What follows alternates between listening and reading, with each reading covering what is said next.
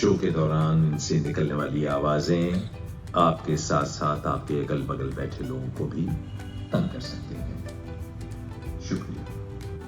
अदब का हुस्न हुनर का हंसी शबाब है तू, सरे चमन तेरा जलवा है, वो गुलाब है तू लखनऊ, आज भी दुनिया में लाजवाब है तू।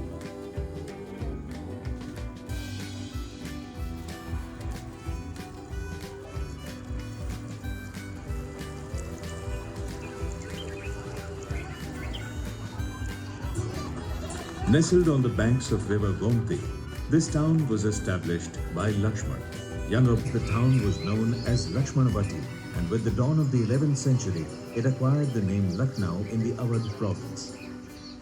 By the 16th century, Awadh had grown to be a prosperous and important province under the rule of the Mughals, with its capital in Faizabad.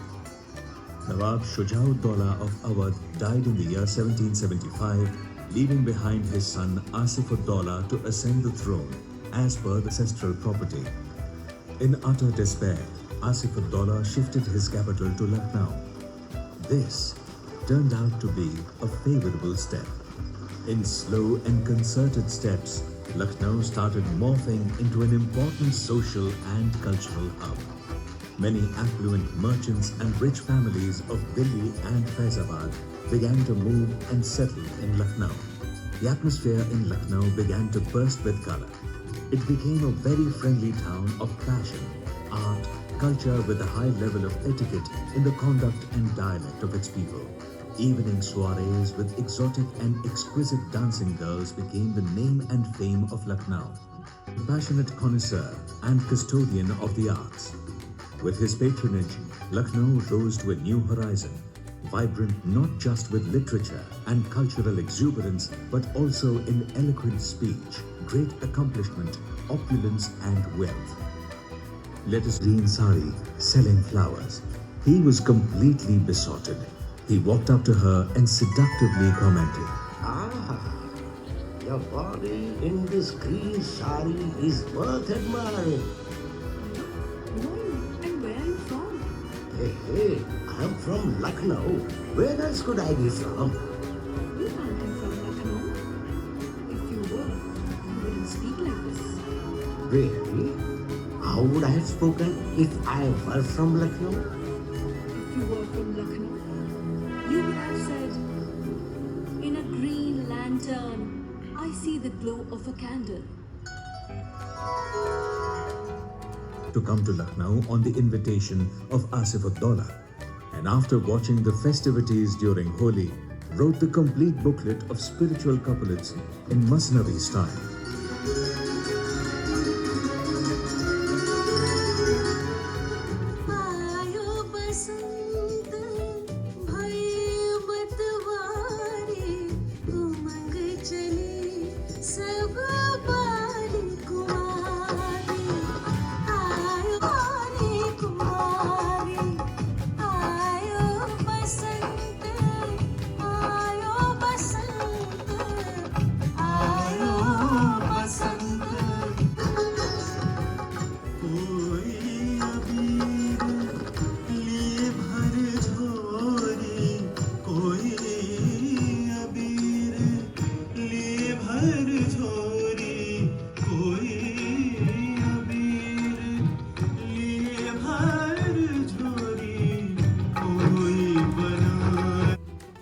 Asif-ud-Daulah is remembered for his liberality, social responsibility, and welfare schemes for his subjects.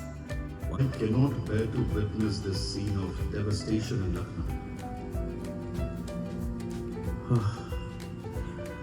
You don't know how painful it has been for me to go through this tribulation, Raja Sahib. I have nurtured the soul of Awadh and have adorned her as a bride. But today she bears the look of a young widow.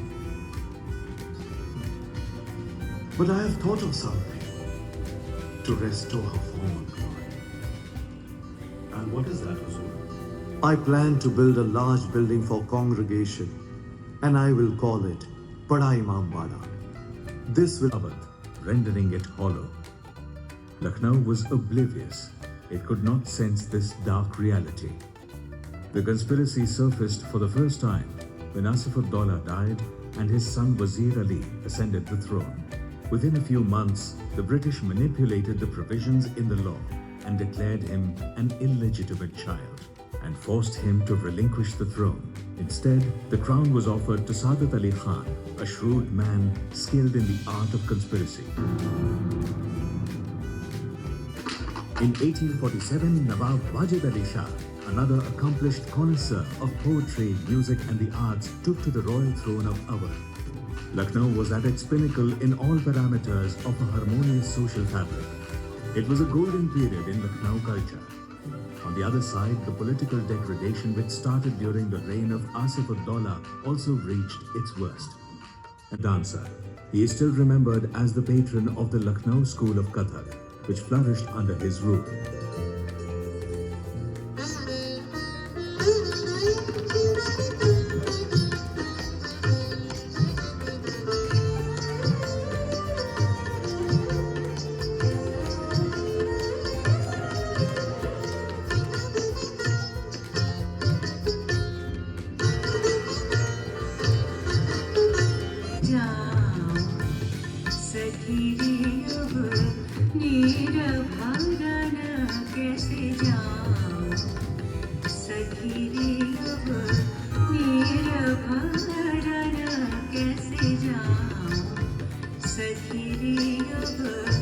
To keep an eye on Awadh with an intention to usurp it.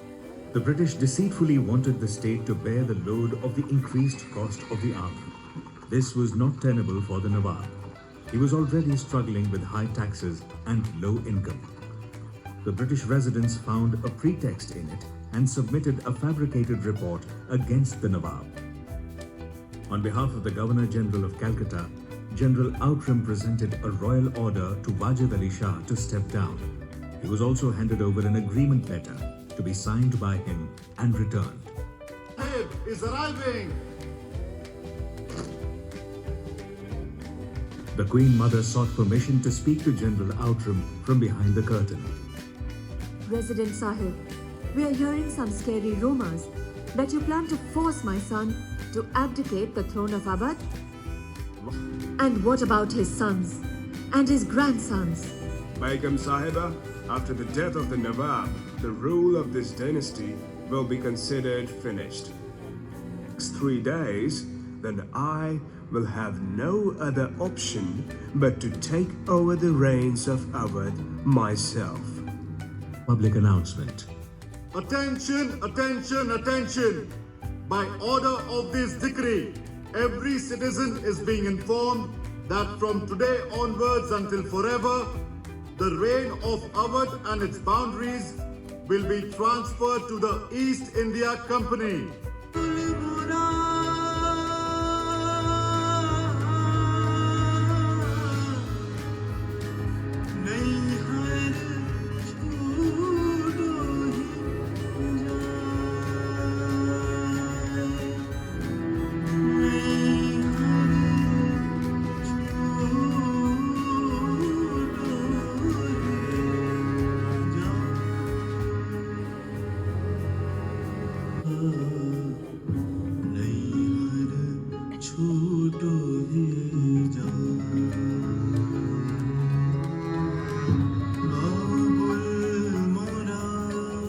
By a handful of soldiers in the Meerut cantonment, this could not be contained.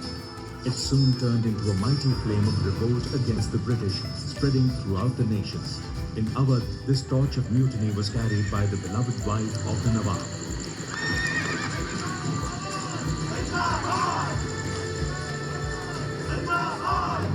With the Peshwa and Rani Lakshmibai jumping in to support the mutineers, the revolt swelled to larger areas. His soldiers were killed. However, Chief Commissioner Henry Lawrence and his aide managed to escape unhurt and returned to the Residency. Some soldiers took refuge at Machi Bhavan. The rebels began to gather on both locations. This marked the first victory in the battle for them. Machi Bhavan was a depot of an arsenal of weapons and gunpowder. He also instructed them to set fire to the leftover arsenal in the building after they had evacuated.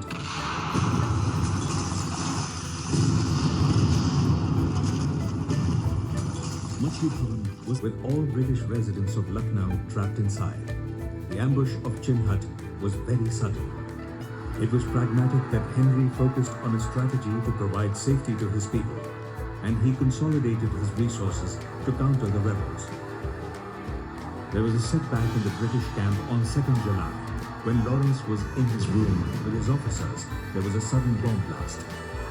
With the smoke settling down, clearing the air, the officers in the room found Lawrence bleeding and writhing in pain. Lawrence was shifted to Dr. Ferrer's house. Even in this condition, Lawrence continued to confer with his team and strategize. Major Banks, you take over as the commissioner after me. Please don't say that. You're going to be fine. On the 4th of July, he was buried in the Residency. When the news reached the rebels, they were overjoyed. On the 5th of July, as per the advice of the landlords of other districts, Begum Hazrat Mahal of Awadh crowned Birjis Qadr, son of Wajid Ali Shah, as the new ruler of Awadh and appointed herself as his guardian. The citizens of the Residency continued to be in deep distress. People were losing lives every day. Many dead bodies could not be buried, and the stench of such corpses and that of animal carcasses within the compound was too strong to bear. Disease soon began to spread. Alongside, levels of rations and other provisions were slowly running out. There was no reprieve from this. Rumors were afloat that in some places the revolt was weakening, and in others, the British were successful in suppressing it. The rebels were beginning to appear baffled. On 5th September, the rebels launched a massive attack to gain entry into the Residency. To counter the attack, a large contingent of soldiers under Major General Henry Havelock was sent to Lucknow from Kanpur. However, with many soldiers massacred by the time they reached Lucknow, named it Sepoy Mutiny, yet for the Indians, it was the beginning of the Indian struggle for independence, worst and the most bloody revolution in the history of mankind. And this battle for the Residency became the largest army cordon in the revolution. Lucknow, which was known for its elegance, literary achievements and culture, became an example of courage and valor as well. In this war against the shackles of the British, defeated. This was a painful beginning. Eventually, after 90 years, the gains were bountiful, with dreams coming true. When India gained independence on the 15th of August, 1947.